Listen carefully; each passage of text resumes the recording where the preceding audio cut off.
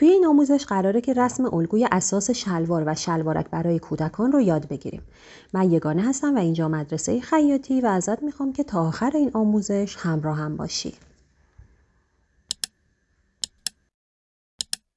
برای رسم الگوی اساس شلوار ما به اندازه‌های دور کمر، دور باسن، قد باسن، بلندی فاق، بلندی وسط پا و دمپا نیاز داریم که تمام این اندازه‌ها رو میتونیم از روی جدول سایز به دست بیاریم و معیار ما برای به دست آوردن اندازه‌ها اندازه دور باسن بچه است. ما به سن بچه اهمیت نمیدیم، ما به اندازه دور باسن اهمیت میدیم و با توجه به اندازه دور باسن اندازه‌های دیگر رو از توی جدول به دست میاریم. ابتدا ما یک خط عمودی رسم می‌کنیم. از نقطه بالا به اندازه بلندی فاق به اضافه 1 الی 3 سانت پایین میایم. خب چه زمانی عدد 1 و چه زمانی عدد 3؟ هر چقدر سن کودک ما کمتر باشه ما عدد بیشتری رو باید به این اندازه بلندی فاق اضافه بکنیم. هر چقدر بچه بزرگتر میشه ما عدد کوچیکتر رو انتخاب میکنیم. مثلا برای کودک 3 ساله عدد 3 مناسبه، ولی برای کودک 8 ساله عدد 1 رو انتخاب میکنیم.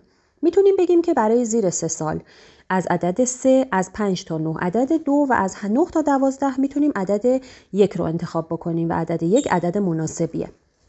هر مقداری که به بلندی فاق اضافه کردیم به بلندی باسن هم اضافه میکنیم و از نقطه بالا به همون مقدار پایین میایم. مثلا اگر به اضافه 1 کردیم بلندی فاق رو، بلندی باسن رو هم به اضافه 1 سانت میکنیم. نقطه اون رو مشخص میکنیم. این نقطه رو نقطه B مینامیم. این نقطه بالا رو نقطه A مینامیم. از نقطه B به اندازه بلندی وسط پا ما باید پایین بیایم و نقطه دمپا رو مشخص بکنیم. از نقطه B تا نقطه پایین که دمپای ما رو مشخص میکنه باید تقسیم بر 2 بکنیم، منهای 3 سانت میکنیم. اندازه‌ای که به دست اومده رو از نقطه B پایین میایم و نقطه‌ای که مشخص میکنیم خط زانوی ماست. از تمام این نقاط خطوطی رو به دو طرف الگو رسم میکنیم.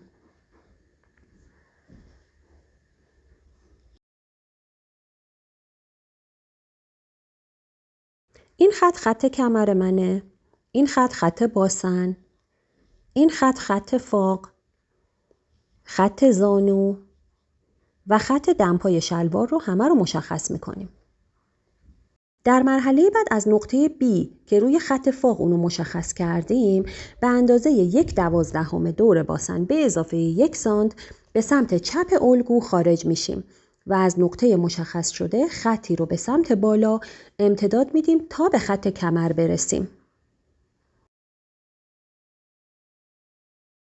در مرحله بعد از نقطه‌ای که روی خط فاق اونو به دست آوردیم و اون رو با علامت با نام نقطه D نامگذاری کردیم به اندازه 1/16 دور باسن به اضافه نیم سانت خارج میشیم تا بتونیم فاق شلوار رو طراحی کنیم. برای طراحی فاق شلوار همین مقداری که به دست آوردیم و روی خط فاق مشخص کردیم همین مقدار رو از نقطه D روی خطی که به صورت نقطه چین رسم شده بالا میریم. از 2 تا نقطه به هم متصل میکنیم خطی رو به صورت مایل. وسط این خط رو به دست میاریم. نیمسازی رو با نقطه D، نیمساز نقطه D رو رسم میکنیم. این نیمساز رو نصف میکنیم و خط فاق رو به همین صورت که توی فیلم میبینید رسم میکنیم. از نقطه بالا 1 سانت به سمت داخل الگو میریم و از نقطه جدید به فاق شلوار متصل میکنیم. به این صورت فاق شلوار ما طراحی میشه. برای رسم خط کمر از این نقطه به اندازه 1/4 دور کمر به اضافه نیم سانت روی خط کمر به سمت راست الگو میریم و علامت میزنیم. روی خط باسن به اندازه 1/4 دور باسن به اضافه 1 سانت خارج میشیم و علامت میزنیم. برای رسم دمپای شلوار ما باید اندازه 1/4 دمپای مورد نظر به اضافه نیم سانت رو به دست بیاریم و از خط مرکزی، خط عمودی که اول به دست آوردیم، به دو طرف خارج بشیم. برای اندازه دمپای شلوار دور مچ پا رو به صورت کیپ اندازه میگیریم به اضافه آزادی دلخواه و در نهایت اون اندازه رو به اضافه نیم سانت میکنیم و از دو طرف خط مرکزی خارج میشیم.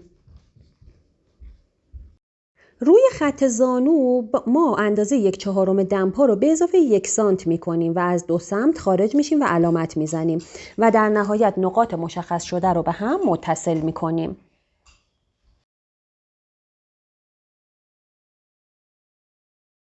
الگوی شلوار ما آماده است. این خط مرکزی الگوی ماست.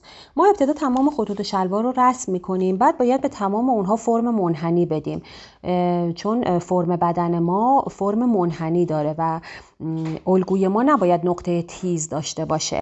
میتونیم وسط خط رو به دست بیاریم، نیم سانت بالا بریم و اون خط رو تبدیل به خط منحنی بکنیم. برای قسمت پایین فاق شلوار هم حتما همین کار رو انجام بدید، چون اندام ما منحنیه و اگر این خطوط رو به صورت صاف رسم بکنید در نهایت روی شکل نهایی لباس ما تاثیر داره. اگر بخوایم برای الگومون نقاب زیپ طراحی بکنیم باید خط کمر رو امتداد بدیم به اندازه 4 الی 5 سانت. روی خط باسن هم این خط رو به همین صورت به همین اندازه خارج میشیم. به این صورت محل نقاب زیپ رو طراحی میکنیم. این الگوی جلوی شلوار ماست و ما الگوی پشت شلوار رو از روی همین الگو طراحی میکنیم. بنابراین من یه دونه از این الگو کپی میکنم و روی اون الگو پشت شلوار رو با هم دیگه رسم میکنیم. خب من یه دونه الگو از الگوی جلوی شلوار کپی کردم برای اینکه شما بهتر تغییرات رو متوجه بشین. از نقطه B تا D که اگه یادتون باشه به اندازه 1/12 دور باسن به اضافه 1 سانت بود رو ما این فضا رو تقسیم بر 4 میکنیم و از 1/4 اول که از سمت فاقه به سمت بالا خطی رو امتداد میدیم تا به خط کمر برسیم. ببینید اینجا رو حسابی دقت بکنید. از نقطه جدیدی که به دست آوردیم روی خط کمر 1 سانت به داخل الگو رو علامت میزنیم و 1.5 سانت بالا میریم و نقطه‌ای رو مشخص میکنیم. ببینید ما اندازه B تا D رو تقسیم بر 4 کردیم. از 1/4 اول به سمت بالا خطی رو امتداد دادیم. 1 سانت داخل شدیم و 1.5 سانت بالا. به سمت بالا رفتیم، نقطه اون رو به دست آوردیم. این نقطه‌ایه که ما باید خط کمر در پشت رو از این نقطه رسم بکنیم. 1/4 دور کمر به اضافه 1 سانت رو به دست میاریم. میتونیم دور کمر در قسمت پشت رو چون میخوایم ساسون بگیریم 1 الی 2 سانت ما میتونیم آزادی بدیم به 1/4 دور کمر. 1/4 دور کمر به اضافه 1 الی 2 سانت رو به دست میاریم و از نقطه‌ای که مشخص کردیم روی خط کمر نقطه جدید رو مشخص میکنیم. نقطه‌ای که میخوایم پهلوی شلوار رو با استفاده از اون نقطه رسم بکنیم.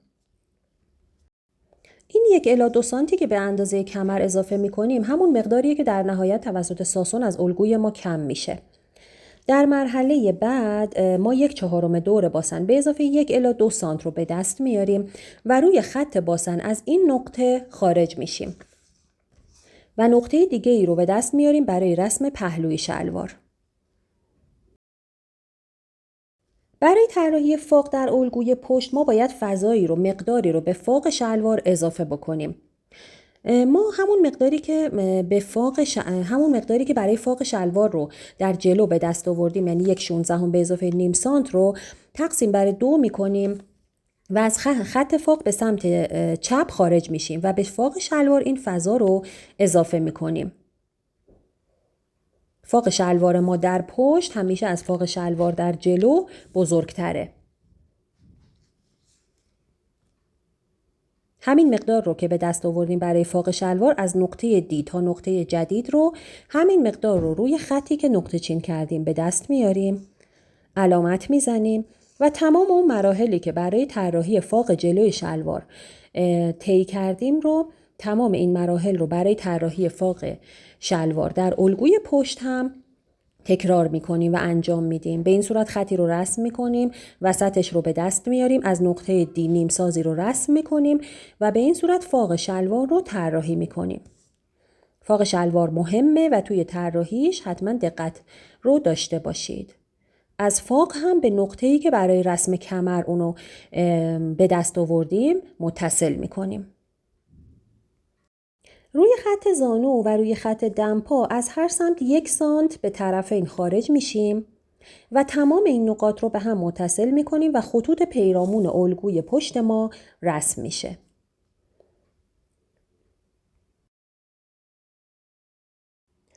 این خطوط باید منحنی باشن، باید همه رو منحنی کنیم و الگوی ما نباید نقطه تیز و خط تیز و صافی داشته باشه. به این صورت میتونیم وسطش رو به دست بیاریم و خط پهلوی شلوار رو به صورت هلال با انحنای ملایم رسم بکنیم. خط پایین شلوار، پایین فاق، داخل پا رو هم باید هلال بکنیم. به این صورت که توی فیلم میبینید از وسط خط رو به دست میاریم، یک مقداری بالا میریم و خط رو هلال میکنیم. الگوی پشت شلوار ما آماده است و چیزی که مهمه اینه که اندازه خطوط داخل شلوار در قسمت فوق باید با هم برابر باشن. یعنی الگوی جلو و الگوی پشت رو با هم کنترل بکنید و هر مقداری که اضافه بود از الگو باید اونو کم بکنید و این دو خط باید حتما با هم برابر باشند. برای رسم ساسون در الگوی پشت ما وسط خط کمر شلوار رو توی الگوی پشت شلوار به دست میاریم. خطی رو به سمت عمود به خط کمر رسم میکنیم. بلندی این خط بین 6 تا 8 سانتی میتونه باشه و ما هر مقداری که به 1/4 دور کمرمون اضافه کردیم همون مقدار رو باید الان از طریق ساسون از الگومون کم بکنیم. در الگوی جلوی شلوار ما نیم سانت به 1/4 دور کمر اضافه کردیم که اون نیم سانت به صورت خورد هنگام دوخت از کمر شلوار کسر میشه. به این صورت که روی خط کمرمون ما یک دوخت با یک خط با دوخت درشت ایجاد میکنیم، یک مقداری روی خط کمر خورد ایجاد میکنیم و بعد نوار کمر رو به شلوار متصل میکنیم. الگوی پشت و جلوی شلوار ما آماده شد. من از این الگو کپی کردم که این تفاوت این دوتا الگو رو با هم شما متوجه بشین و تفاوت‌ها رو ببینین. برای الگو سازی انواع شلوار و شلوارک از این الگوی اساس استفاده می‌کنیم. اگر بخوایم نوار کمر رو از الگو جدا بکنیم باید به اندازه پهنای نوار کمر از الگومون در خط کمر کم بکنیم. برای بچه ها عدد 4 عدد مناسبیه. 4 سانت از خط کمر در الگوی پشت و جلو پایین میایم و به اندازه نوار کمر از الگو کم میکنیم.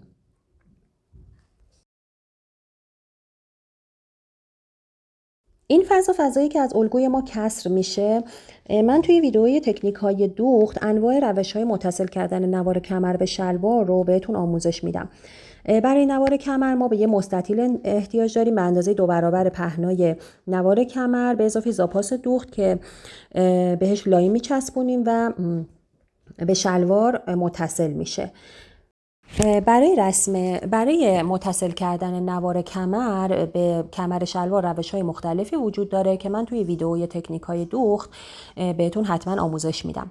برای تبدیل الگوی شلوار به الگوی شلوارک نکته مهم اینه که ما اگر بخوایم قد شلوار رو کوتاه بکنیم باید اون مقداری که می‌خوایم ما از خط فاق پایین بیایم، نه از خط کمر، و ملاک و معیار ما باید خط فاق باشه نه خط کمر، چون خط کمر الگوی پشت و جلو با هم متفاوته.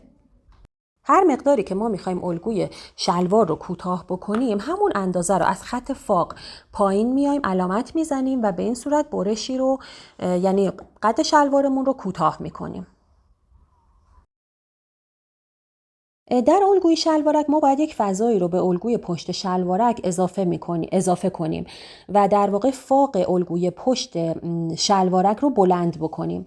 برای اینکه این کار رو انجام بدیم باید از خط باسن 2 سانت به سمت بالا میریم، یک خطی رو رسم میکنیم و از خط مورد نظر از قسمت فاق به سمت پهلو برشی رو ایجاد میکنیم و یک عوضمانی رو روی خط فاق ایجاد میکنیم که بتونیم یک فضایی رو به پشت شلوارکمون اضافه بکنیم. این خط رو برش میزنیم و 2 سانت عوضمان ایجاد میکنیم در فضای الگوی پشت شلوار. به این صورت ما یک کاغذی رو زیر برشی که ایجاد کردیم میچسبونیم و 2 سانت به الگومون اضافه میکنیم. به این صورت الگوی شلوارک ما آماده است.